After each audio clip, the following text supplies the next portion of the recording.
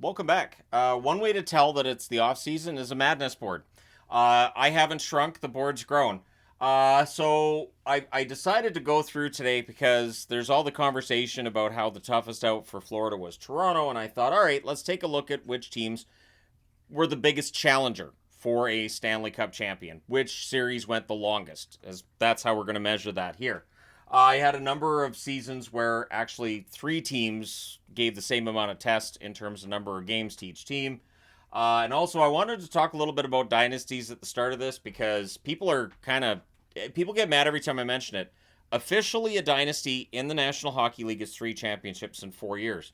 If you go to the Hockey Hall of Fame website, you will see them list all of the official dynasties in the National Hockey League, starting with the 1920 through 27 Ottawa Senators, the 1947 through 51 Toronto Maple Leafs, the 1950 through 55 Detroit Red Wings, the 1956 through 60 Montreal Canadiens, the 1962 through 67 Toronto Maple Leafs, the 1965 through 69 Montreal Canadiens, as well as the 76 through 79 Montreal Canadiens, the 1980 through 83 New York Islanders, and the 1984 through 1990 Edmonton Oilers. And I have a Hockey News Hockey News magazine which gets into, is this the death of dynasties?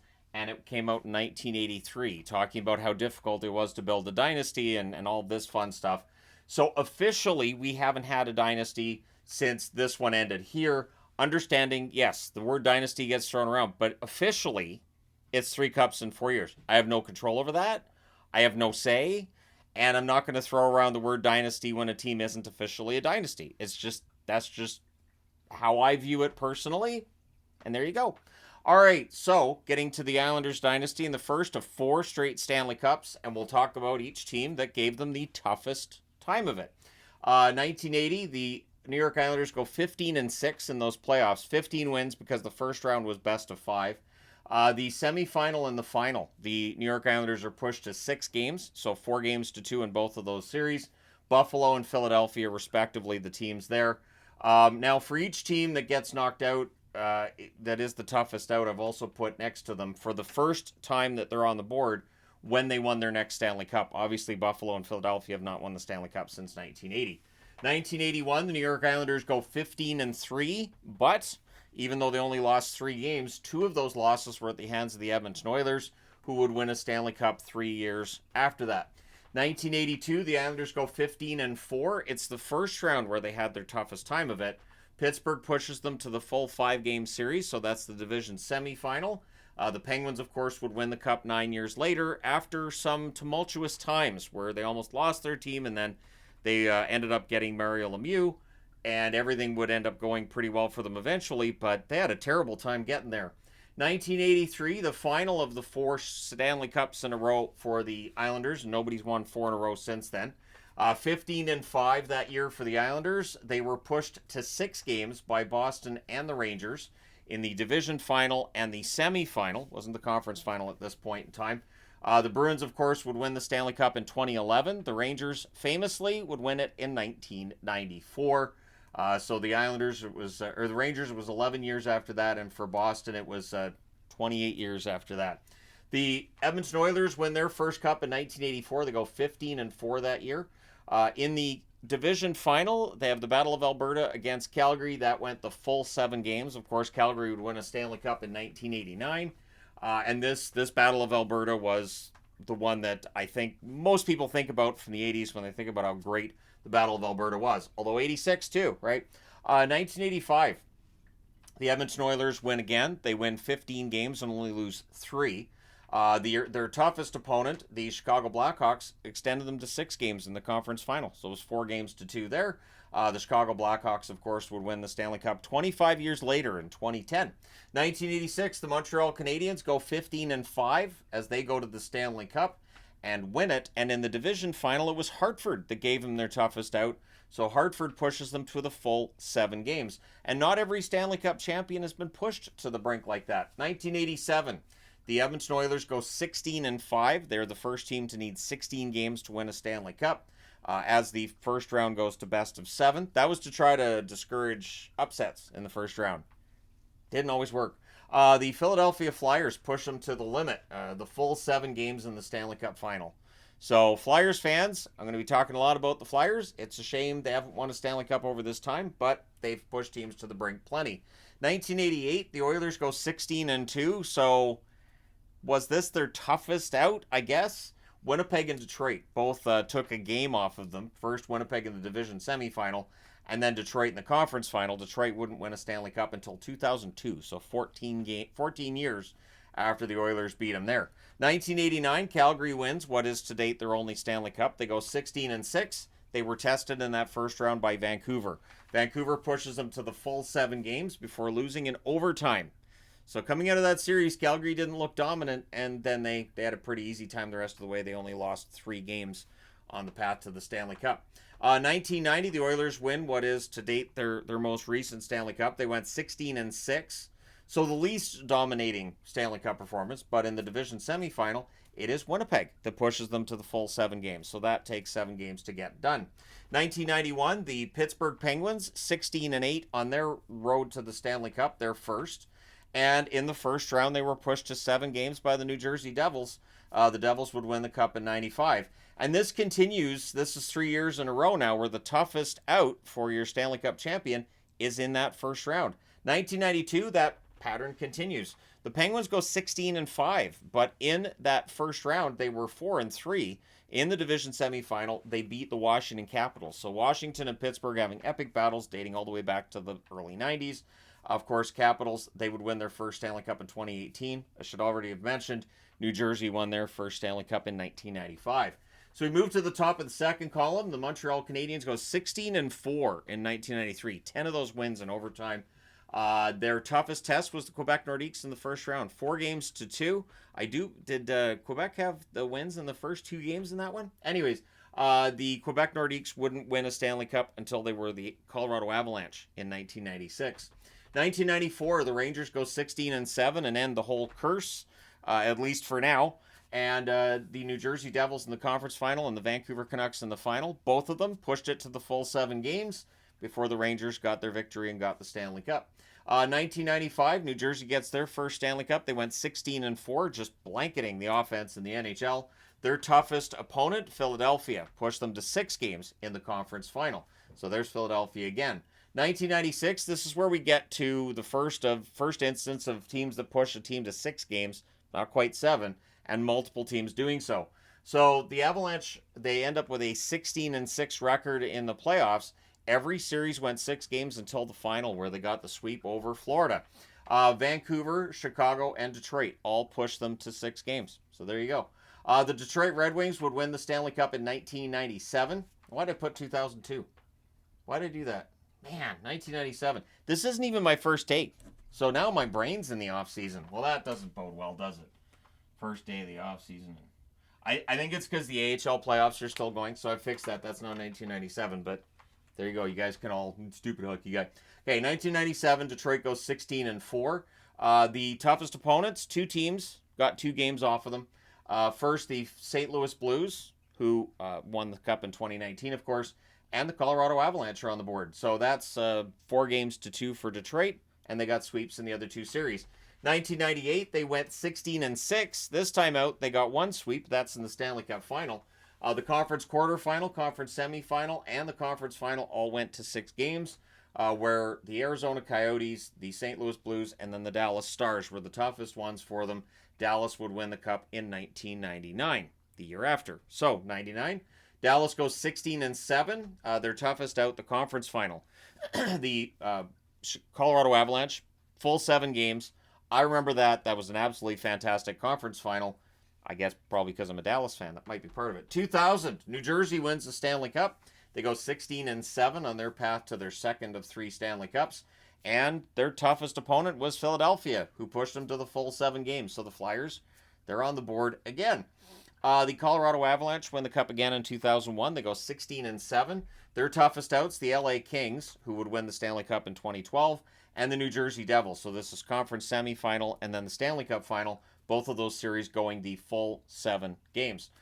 2002, Detroit wins the Stanley Cup. They go 16-7 on their path there. The conference final being their toughest. 7 games, and they take out the Colorado Avalanche. So Colorado giving teams a tough time of it during this era. 2003, New Jersey wins the Stanley Cup. They are 16-8 in those playoffs, and both the conference final and the final went the full 7 games. Ottawa and then Anaheim pushing New Jersey to those lengths. 2004, Tampa Bay wins. They go 16-7 in those Stanley Cup playoffs. Both Philadelphia and Calgary in the conference final and the final push Tampa to the full 7 games. So very fun, very competitive. When I'm talking about competitive playoffs, that to me is what that looks like. And always fun to see a team win multiple 7-game series. 2006, depending on which team you're cheering for. 2006, Carolina goes 16-9 on their run to the Stanley Cup championship. In the conference final and the final, both times they're pushed to 7 games. First by Buffalo and then by the Oilers.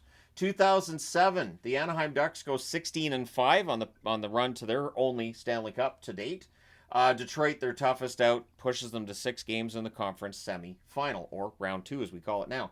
2008, Detroit wins the Stanley Cup. They go 16-6, and 3 teams push them to 6 games. Nashville, Dallas, and Pittsburgh in the conference quarterfinal, or round 1, the conference final, and the Stanley Cup final, all going 6 games.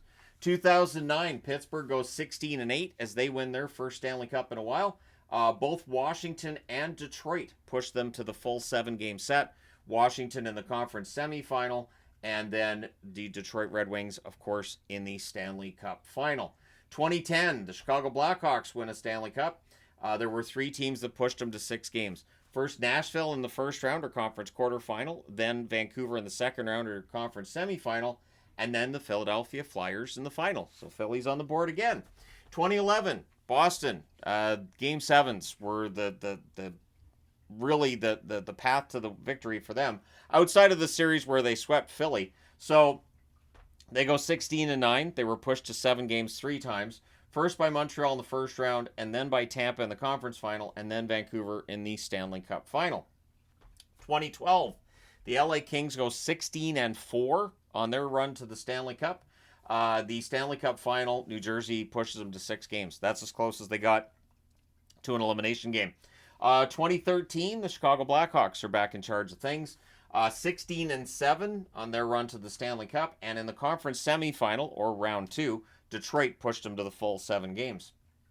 2014, LA goes 16-10, and it is the first of 2 times that a team has lost 10 games and won the Stanley Cup that's on this board. On that run, they went to 7 games 3 times. They won all game 7s. San Jose, round 1. I believe that's the reverse sweep. I don't think we mentioned that to San Jose fans. And then Anaheim in the second round, and then in the conference final, it is the Chicago Blackhawks that get 3 wins against them as well. 2015, the Chicago Blackhawks are back. They're the Stanley Cup champions. They go 16-7, same as in 2013. And it's the conference finals where they get their greatest test. Anaheim pushes them to the full 7 games. 2016, Pittsburgh wins. They go 16-8. The conference final goes the full 7 games. Tampa Bay losing there, but that's the toughest competition for Pittsburgh in that playoff. 2017, Pittsburgh goes 16-9 along the way to the Stanley Cup. Washington in the second round, and then the Ottawa Senators in the conference final push them to the full 7-game limit. 2018, Washington wins what is to date their only Stanley Cup. They go 16-8. Tampa Bay, again, conference finals, they push them to the full 7 games. So Tampa Bay will get back and win another Stanley Cup, but they were the toughest out a few times before that takes place. 2019, the St. Louis Blues go 16-10 as they make their way to the Stanley Cup. Dallas in the second round and Boston in the final push them to the full 7 games. Neither Dallas nor Boston victorious in that 7th game. 2020, Tampa Bay goes 16-6 on their run to the Stanley Cup final. I eliminated the round robin games because I know they're counted as official playoff games, but why? And so I know that's a whole discussion point for another time. In that run to the final, both the Islanders in the conference final and Dallas in the final pushed them to 6 games. 2021, Tampa Bay wins again. They go 16-7. In that conference final, the Islanders push them to 7 games. So back-to-back years, the Islanders were the toughest out for the Tampa Bay Lightning. Bragging rights for the Islanders and their fans, I guess. But the Islanders weren't able to overcome that and find their way to a Stanley Cup. 2022, Colorado 16-4 on their run to the Stanley Cup. The second round and the final saw Tampa and St. Louis, respectively, push Colorado to the limit, almost anyways, to 6 games. Colorado never played a 7th game. So St. Louis and Tampa tried, but not able to do it. Tampa, of course, that was their 3rd straight Stanley Cup final. 2023, the Vegas Golden Knights go 16-6 on their run to the Stanley Cup. And both Edmonton in the second round and Dallas in the conference final pushed them to the 6th game, not quite to the 7th. So Vegas never faced elimination that year. 2024, the Florida Panthers, they go 16-8 as they win the Stanley Cup. The Oilers giving them their toughest test, of course. They were up 3-0. Oilers win next 3 games, then lose Game 7 to Florida. The Stanley Cup playoffs, which finished yesterday as I'm recording this, Florida goes 16-7, and their toughest challenge was Toronto in the first round, 4-3. It is the only time Toronto shows up on this board as well. So the most appearances on the board of teams that have been the toughest out, Philadelphia, 6 times. By my count, Dallas, Detroit, and Vancouver next with 5. So being on this board as the toughest team for a Stanley Cup champion to defeat does not necessarily mean you're going to have that success soon or sometimes at all. Apologies to Vancouver and Philly, but it just hasn't worked out to this point. Although Philadelphia does have Stanley Cups from the 70s, the Canucks, they have some really nice jerseys, those Canucks. They do.